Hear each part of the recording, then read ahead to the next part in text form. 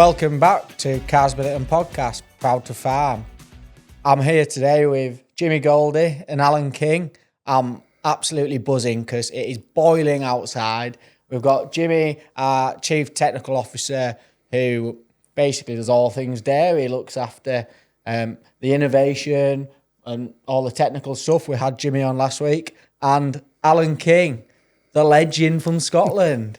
I was chatting to Alan previous this week just to get a bit of insight about him, and he tells me 4 decades in animal health, and not only 4 decades, four generations, which it's in the blood. So I think at the minute, I'm so excited. We're going to talk about drought and how it's affecting farms, and then probably maybe roll into animal health. We'll just see how we get on. So over to you two. What are you seeing on farm at the minute? It's quite strange, Jake. We've got a really dry spell, and probably by the time everybody's listening to this, it'll be throwing it down with rain. So that's typical. We want to talk about drought, but we might not have a drought for much longer. We've probably had the dry spring, I think they say, for over 60 years. So we've got it very, very dry. We need to cope with that. But in reality, we've had a really good start to the year. We had good grass growth early on. A lot of stock turned out probably earlier than most years. Last year we had a very cold, wet start to the season. So stock didn't go out early. So we've had a lot of stock out early. I was just thinking yesterday, I saw some using lambs in a field. Some of these lambs will never have seen rain. So they're probably a month, five weeks old, and they actually haven't seen rain yet. So that's quite a bizarre thought. So these poor lambs, once they get rain next week, are going to get a bit of a shock. Not be normal for Scotland, is it, Alan? Yeah, certainly not. I was speaking to a customer yesterday, and he was telling me despite the dry weather, the lambs are actually growing better. Yep. So he was actually ordering more dosing stuff because he didn't have enough, because he's having to dose lambs at heavier weights. So they're really thriving, although I think the rain is just going to come in time to save it. They are starting to dry up and coats are drying, so they're needing a drink, I think. Yeah. I think everything is, isn't it? Everything's just starting to brown up. There's a lot of silaging being done. You can see, I've been around Cumbria today and everyone's been on with grass. Yep. Aftermaths are growing back a bit, but what are you seeing with grass growth, Jimmy? So take back a little bit. A lot of silage was taken early May, a little bit earlier than normal. Crops have been okay. Usually a bit drier than what they've been the last couple of years, so some of the clamps look a bit lighter, but in reality the silage is higher dry matter, so there's more dry matter in the clamp. So I was working out for somebody last week that they get 5 tonnes fresh weight of silage for first cut, which seemed a bit light, but they reckoned at 35% dry matter, which is drier than normal. It would normally be 25% dry matter, so you correct that back, would actually be 7 tonnes fresh weight in a normal year. So there's 2 tonnes of water not in that clamp, not 2 tonnes of silage missing. And Jimmy, will that still make the same quality of silage? Potentially even better. If it's too dry, will they be able to ensile it properly? That is a challenge. So if it hasn't been compacted well enough, then it might not keep as well. So and even come to feeding time, they might have to add water into the TMR to get that mix. And you say most people going a wee bit earlier? Yeah, probably almost a week earlier in general. So if the rain comes now, we should catch ourselves back up? It should be fine. So in aftermaths have come back better than we probably expected. So we expected once first cut came off, it wouldn't move at all. Last year it didn't move because it was cold, but this year because the soil's warm, aftermaths have come well, but they're now starting to dry up. We're needing the rain now. When you look at grass growths, with more grass growth early on in the season, but the last 2 weeks it's really slowed up, and that's just because of lack of moisture. So we're really needing that moisture. And there'll not be much left in slurry tanks either. No. I was also working out, because 1 or 2 customers have asked about putting water onto fields with a slurry tanker just to try and irrigate it a little bit. But I worked out to get an inch of rain, you need 22,000 gallons of water per acre. So you're not going to manage that? You're not going to manage that. Unlikely. Well, you'll spend more on diesel. Yes. And your water charges. Exactly. What? So why would you do that? Like so you irrigate potatoes, you irrigate other crops. So if you wanted to irrigate grass, but to get an inch of rainfall, or the equivalent of an inch of water, an inch of rainfall, you would need 22,000 gallons of water per acre, 100,000 litres per hectare. And other crops obviously don't take as much, so it's... Well, they will do, but it depends how much. Maybe to get fertiliser in? and that's a challenge. A lot of people have not put fertiliser on after first cut because they felt it was just going to sit there, it wasn't going to go on. I know particularly something like urea, Just it disappear. would just disappear, it would just be wasted. So it was they've chosen not to put it on yet, but I think a lot will probably go on this weekend when we're looking at rain. Certainly, I was in Kintyre this week, and there was an aroma around the place. I think Plenty of slurry. the slurry was going. Yeah, it was I don't think the general public would be too happy, but it'll do some good value. Yeah. It's quite funny because we've seen maybe back in February, March, everybody was shouting for fertiliser and phones were going mental and we couldn't get it on farm. And now you're driving around and Still sitting there, scared to spread it. Yeah. So thinking about forage then, Jimmy, if people on the dry matter basis are maybe backing forage, what options and planning should we start thinking about? So we're maybe looking at butterfats, keeping them up through summer and just looking for forage replacements. What are you thinking? Yeah, a lot of planning needed over the next while. Depends on the weather, and it'll change from week to week. So it depends a little bit on what happens for the rest of the season. We've got first cut in, but we've a long way to go. We're recording this. We're still in May. As we go into June, we've a long way of the season to go. So we need to keep stock of that in terms of what's there. We need to evaluate what animals are on farm as well, in terms of herd size, young stock, other cattle and sheep as well, what's there.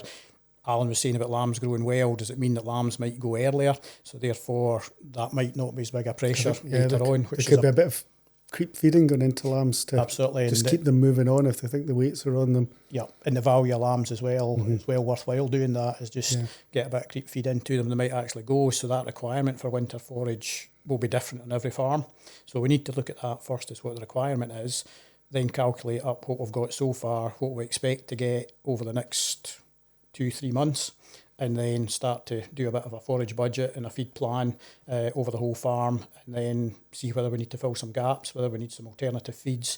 And right now, milk price to feed price ratio for some milk production is quite good, but there's quite a few changes in milk contracts, so that's changing everybody's views in terms of where they'll be going, what the plan is for the winter. So all of these things have to come into it as a bit of a plan to see what the right answer is, and it'll be different. It's paying to feed out of a wagon at the minute, isn't it? You're better to spend that money out of a wagon because milk price is good, meat's good. Yep. You're probably better to supplement with lower forage. In some cases, the big variation in milk price across different farms, different milk contracts. So that's a different answer in different farms, depending where they're at. But yes, it's looking at that in terms of, and it's looking at the economics all the time and looking what's paying.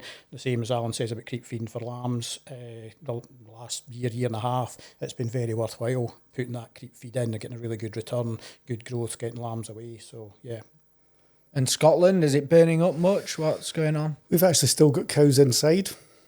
Grass has been slow to come, so where they've been grazing a lot of lambs, sheep round the doors, the grass hasn't come, cow grass isn't there, so the cows are still in. I think when this weekend there'll be beef cows they're hanging over the doors looking to get out. They're making a lot of noise. They know where they want to be, but the grass just hasn't been there. So I think this weekend we'll hopefully see a bit of rain and we'll see the grass starting to come. And in reality, in some places it'll have been a bit cooler inside. Yeah. I know I've seen some herds that are a bit altered with heat stress, so it's something to think about as well. So they're probably cooler inside. But we've seen some beef units having to sell cattle. I think just the lack of grass, they're just moving cattle on now, and that's affecting prices. I think the fat price is starting to slip a wee bit.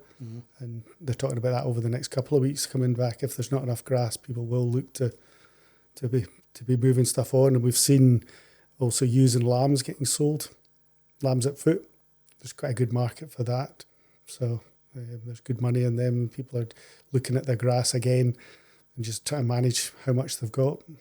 So it's been just reducing the head. Yeah, which people that would never have actually sold ewes and lambs at this time of year. Every year's different, and they're having to make decisions that they wouldn't have otherwise made, just to manage the grass they've got until the rain comes. And I guess that's where you two come into it a lot on farm.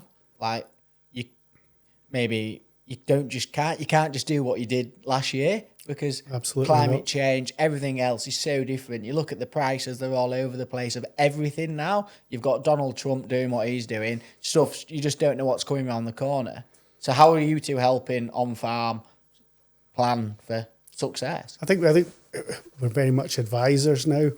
You know, when I started, we would just go around and sell the same thing at the same time of year to the, you know, my dad always did it at this time, so we'd always do it. I think things are changing. We're doing far more testing on farm. You know, I know you've talked about soil sampling last week, forage sampling. On the animal health side, we're doing a lot more fecal egg counts. You know, we're looking at them. Different things on the internet can predict when worms are going to be a problem. You know, I think as far as the farmers are concerned, they're looking for a wee bit more advice rather than just wanting to be sold the same old.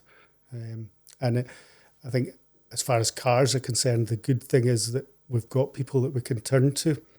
So I don't know everything when I'm going around farm, but I can pick up the phone and ask somebody to come in and help, you know, and help advise, and if I can get people onto farms and give the right advice to the customers, I think it's appreciated. And as I say, cars have got a wide range of advisors and products that we sell. So I think we're in a good position to offer that.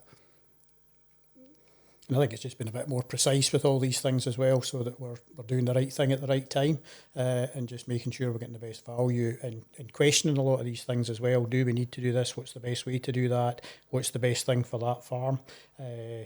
Farms, there's less farmers about than there were, but they're very professional in looking at doing a good job. I certainly think going back to the anthelmintics and testing, it's so important to do that now. We're trying to cut down the usage, and you know, farmers have to justify what they're going to be using. So you know, we certainly can offer testing. We offer testing in branches. We offer testing kits that farmers can use themselves. But we are working much more closely with vets to make sure that we are cutting down the stuff and using the right products at the right time, so that they are ticking the box for sustainability of the products that we've got going forward. What do you mean by justification? So rather than just using the same product, the same time, do we really need to use it? So prime example, we're talking about the weather just now. There probably isn't very much worm activity at all. Everything's like a coiled spring, ready to go. So we'll have sold wormers to farmers and they'll be ready to use it. But we'll be advising them, don't use them. Whereas in the past, I think people I've always dosed in the second week in May, and I've dosed. That's not what we want to do now. We need to be targeting it when there is a problem and getting the maximum out of the products that we've got, or else we will end up with a lot of resistance, or a lot more resistance, and it's something we need to be very, very mindful of. So when we're on farm, and I think that's again the advisor's role, is actually asking the right questions, finding out what the farmer's doing, what products he's doing, when he's used, what he used last, you know, and building a plan.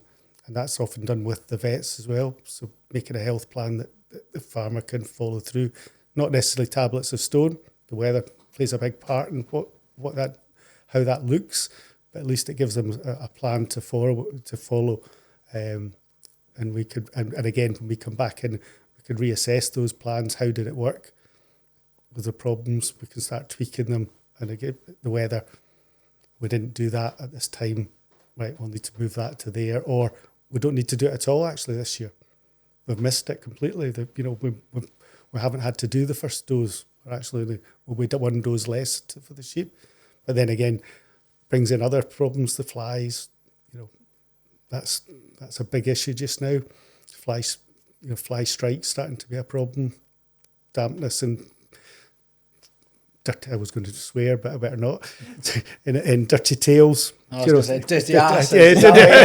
Yeah. So I've got a few lambs myself. We were just tidying them up at the weekend, and tiny little maggots starting to appear. So we need to be mindful of that. Just because it's it's not wet, it doesn't mean we haven't got problems. We've got to be mindful. So yeah, getting out there to see what's going on. Yeah, so I guess it's about understanding what's going on on the farm, and how the weather's changing. I guess so I feel like you're saying people have maybe missed nematodirus, that white wormer dose, that's maybe been and gone, but actually we're seeing... I don't know if it's been and gone. earlier. I think it might still rear its head. I think it's just not happened yet. So I do think it's a bit of a coiled spring. I think, a week after this rain comes, people will need to be conscious of the problems and looking out for it. Again, so just testing. Ready, waiting dormant. Testing, making sure you're on the ball. And using the Nardis website. And as I said earlier, yeah, it's a really good tool to see just how it's creeping up the country. I know there's one for fly strike as well. You can monitor how you can see it coming up through the country where the problems are. You'll always get hot spots, obviously, so you can't use that you can't just take that as gospel. But it is definitely a good guide to what's happening.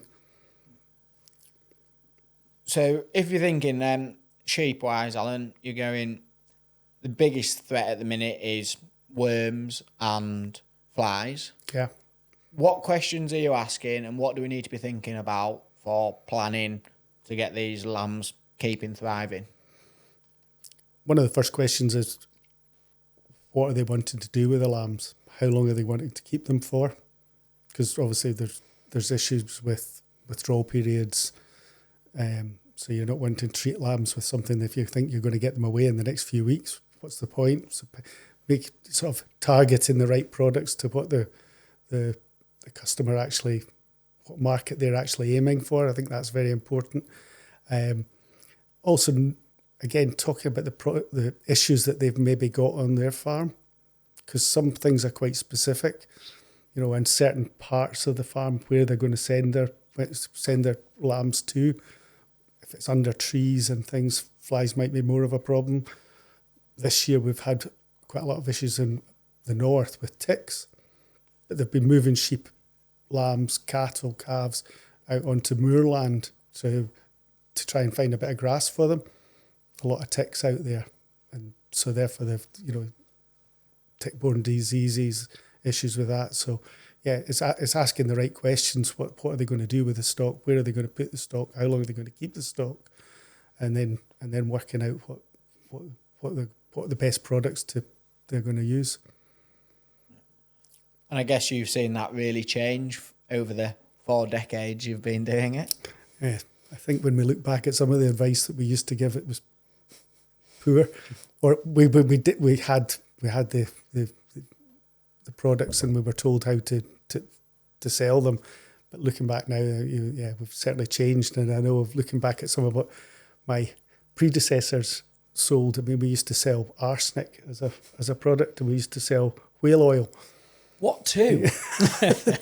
Believe it or not, they used to use whale oil to dip sheep in, and that was to give them winter protection. So they dipped them through things like arsenic, which stripped all the natural greases and things off them, and then they had to replace it with whale oil. So unfortunately, we've moved on a bit more. We've moved on a bit from that. So, yeah. Yeah, I don't really know where to go from that. Dipping sheep in arsenic, I'm not quite sure how I'll pivot onto something else there. We certainly have. We've got a lot better products, and we've moved on a long way from there. But yeah, the advice over the years has changed dramatically, and I think it is all now about testing to make sure that we're using the right products at the right time and we're not overusing products.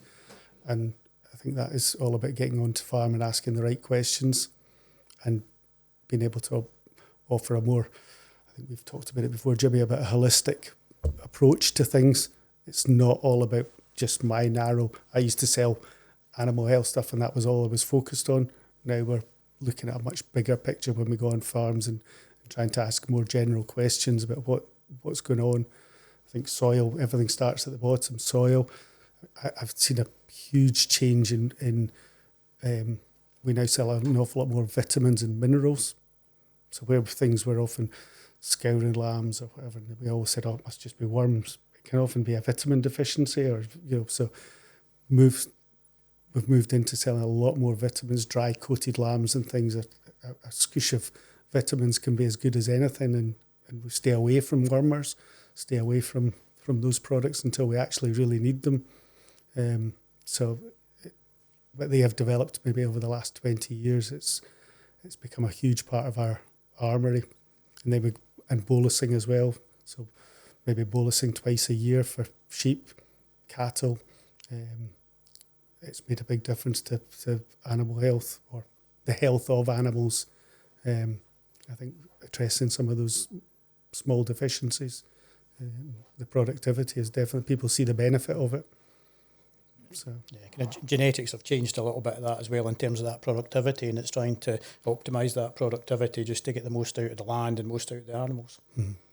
I guess we're in a bit of a tight situation, aren't we? We're maybe a bit short of forage, but we've got plenty of silage last year's that isn't particularly good that we're still feeding. We've got all these parasites that are literally just waiting to do some damage, and it's probably going to rain, wash fertin, so we're maybe going to have to start thinking about nitrogen levels and then maybe magnesium levels. Yep. Yeah, so... Yeah, we've had very little problems with magnesium levels over the last 6 weeks because the weather's been dry, grass intakes have been quite good, but as that rain comes, we might get some luxury uptake, and we might have some problems with deficiency of magnesium and some grass staggers. So again, something just to be careful of, whether some buckets need to go out in the next week or so, just in anticipation into June, which normally by the time you get to mid-season it's lower risk, but I think just the way the weather pattern is this year, that risk is probably about to happen. So it's just a little bit of planning, a little bit of targeting. We've probably been a bit proactive with those buckets. Absolutely, yeah, just be there. No point waiting until there's a problem. We know things are going to change, so don't wait till the problem happens. Mm-hmm. Try and get in there. Because it will happen quite quickly. It will, very quickly. Yeah, when there's a sudden change, and that's the biggest problem, isn't it? When the sudden changes. Yeah, absolutely. It's been fairly stable for the last few weeks, and all of a sudden it's going to change very quickly. So, yeah, that's where we could run into a few problems. Would that be a problem for my beef guys putting cows out that have been inside on a controlled diet and then pushed out onto some pretty flushy grass? Yeah, absolutely. Come we could quite see quickly. that. So they would really need to get something out there and get whether it's a little bit of feed with high magnesium or a bucket or something like that, high mag, would be very, very important. You say being a bit proactive just when they're going out, because we know it's going to be high risk. So we may as well try and especially with the price of cattle. Exactly. I've had different questions this turnout just from that reason, is that cattle are expensive. Last thing we want to do is lose any, so we want to look after them. We want to do the best. And blocks aren't any more expensive than last year. They're not actually. No, exactly. So it's worthwhile putting them out and just, because as you say, we know it's going to happen, so we've got to be in front of it. But it's not like they take a lot of the blocks as a luxury product. No, they take it if they need it. Yeah, so it's not like you're wasting your money having them sitting there. No, you're going to be probably 150 gram per head intake. You need a few out there just so that they've got access to them and should cover the options. So daily cost is nothing for. It's not really given the value of the animals. Absolutely. Yeah. Yep. But if you see them going through them, like really getting through them, what are you thinking? They're hungry, ultimately, and it's interesting over the last few weeks, and we had it a few years ago, something called pica. And pica is when animals will eat anything that's going. So we've had reports of them eating astroturf, silage sheets, hedges, you name it, they'll eat. And it's really because they've not got enough in front of them. So we need to make sure, and it comes out as a phosphorus deficiency, but essentially it's usually lack of dry matter intake and just short grass. So we need to buffer feed them, even put some straw or hay out just so that they've got something to eat. But when the rain comes, that'll all change and it'll be a different problem. And I suppose that's always the challenge through a changing season, a changing summer, that every week's different. So you've got to try and anticipate what you can, but you've got to keep up with these changes as well. So AstroTurf. Yeah, anything. So wait there. So you've had someone ring you, obviously, a rep going, Jimmy, I'm not sure what to do. My cows are eating AstroTurf. Yeah, so AstroTurf's really good for cow tracks. So putting AstroTurf down in a cow track, it's really good for cows walking on, nice surface. If you walked on it, if you had the choice of walking in some stony gravel or walking in some AstroTurf, cows are the same as us, they'll feel it, so it's much easier walking in AstroTurf. So that's why they've got access to AstroTurf. So they're AstroTurf on the farm, on these tracks, and because it's there, they'll have a chew at it. Yeah, I was on a farm last week and they were saying they've got a nice cow track and they've got all AstroTurf up half of it, and the cows literally run on the AstroTurf, see then the concrete and like stop. Yep. And just, yeah. Yep. And we're no different. You would find it far more comfortable than concrete as well.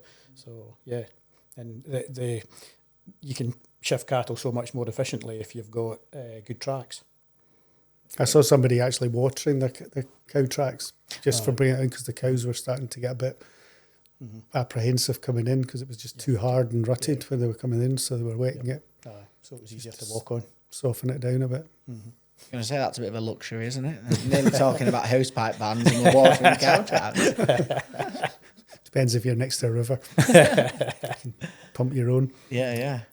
And get it on the grass while you're doing it. Not that it'll make much difference. Just go. Sorry. Go on. Good talk in sheep. So we've seen the grass being low. Yep. So milk production for the ewes will be probably. Are we going to see lambs? Do you think? It's quite interesting when you look at it because the grass, although it's been really tight and really short, and you can see a lot of using lambs on fairly tight grass, but the quality of that grass has been really good because it's nice leafy grass, and whether it's dairy cows, whether it's sheep, they've been eating just enough. The protein level's been quite good. The energy level's actually been really good because it's all leaf. There's no stem in it, so it hasn't been able to go to stem, and livestock have actually been performing better than you would expect on that tight grass. So the ewes will still have been producing milk, which is probably why the lambs have done quite well. The lambs will now be eating grass the age of that as well. So the combination of that, although we're all saying there's no grass, they're actually doing really well on it because it's very I would have good said quality. there's just that comment's coming now that the lamb coats are starting to dry a wee bit. And I think just literally in the last week, Will that be a combination of the milk and so grass? It's just been disappearing. So we've been great up until now, but all of a sudden that's changing. So the rain coming will be just in time, just at the right time to keep things going. Mind you saying that, when people are listening to this, it's probably going to be absolutely chucking it down. And they're going, what are they talking about? We can't even remember that dry weather. When will it stop? When will it stop?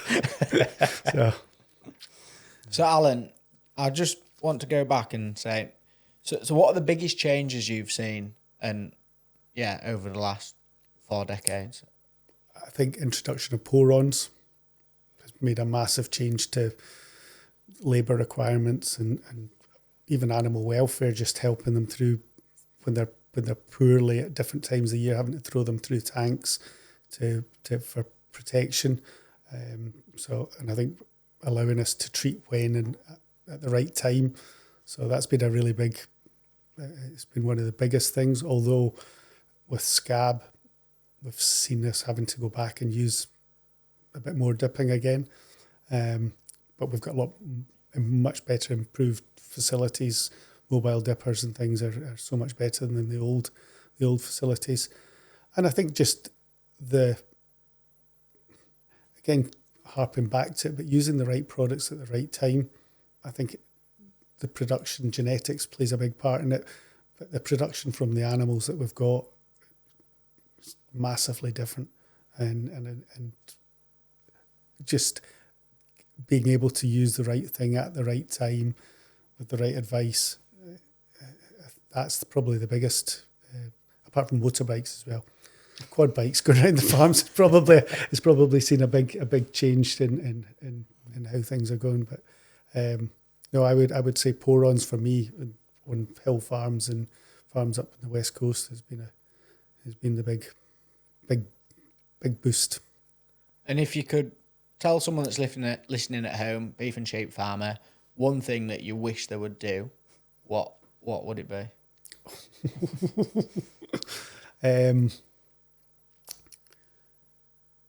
It's all about for me. It's all about thinking about getting the animals in the right condition, either going to the top or going to the bull, and actually looking after the bulls and the tups, because a lot of people don't look after them until they do. But it's really the whole year circle. Too often we don't view it as a whole circle. We just suddenly get to a bit and we expect everything to happen. But if stock's not heading into that tupping time, bulling time at the right condition, you're not going to get the lambs, you're not going to get the right calves, things, and then you're on your back foot for the rest of the year. So I think getting that starting point right, getting everything in the right condition, ready to go, and then you've got something to work with. I think that's a really important point about sucker cows in particular. Bulls will be going out fairly soon, and making sure the cows are in the right condition, the right food's in front of them. As you say, the bull's in the right condition as well, because the next 6-8 weeks is absolutely critical for the whole season. A lot of them. Yeah, exactly. Tups are often forgotten about. They're left in a field over the summer, and suddenly the bad feet and all the rest of it. You're never going to get them working properly. So really looking after them over the summer. Don't forget about them. I guess it comes back to that planning, doesn't it? Absolutely. It's not just, stock's in, we'll do. So like you say, we're now in a time that we need to make sure we're testing because we're all very time poor. So we need to make the most out of our time. And I think supply has an effect now, doesn't it? We've seen it with fertiliser. What have you seen with animal health, Alan? Because I know there's been some challenges. Certainly over the last couple of years, vaccines have been a challenge. Manufacturing facilities manufacturers have reduced the number of facilities. So when we see batch failures coming through, by the time we know it's a batch failure, it's too late to produce more, and it's causing problems. And then that's exacerbated by the fact that the organised farmers go and buy plenty to make sure they've got enough, and the just-in-time farmers, by the time they get there, there's not product. So limited suppliers, limited product. It's causing problems. So they're not necessarily getting the actual products that they want at the right time. So it's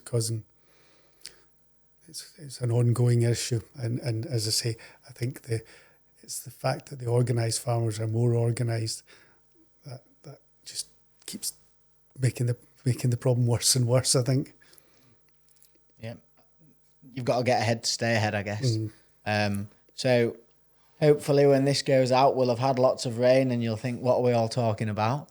But I think some real key takeaways is monitoring animal behaviour. If you're seeing anything strange, if it's still droughted, then you need to be thinking, well, either call Alan or call Jimmy or me, and we can look at some alternatives. But get into your branch or your store and speak to people about what's going on your farm.